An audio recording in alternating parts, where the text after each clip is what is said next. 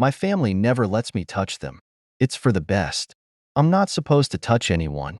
That's been the rule as long as I can remember.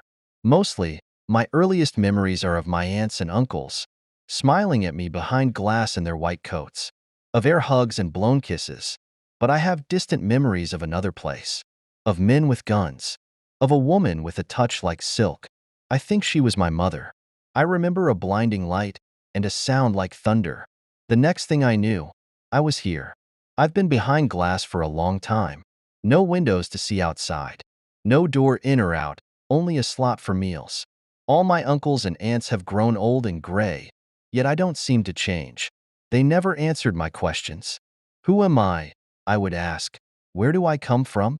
All they ever told me is that I was sick, that I had to be kept locked away for my own safety until a cure was found. Even though I felt fine, I trusted them.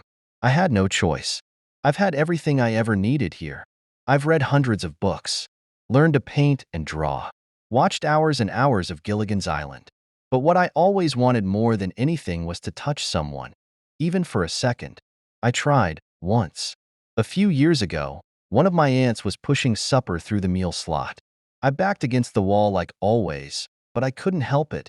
Without thinking, I ran forward and grabbed her hand. I wish I hadn't. The second my hand touched her, follow me for part 2.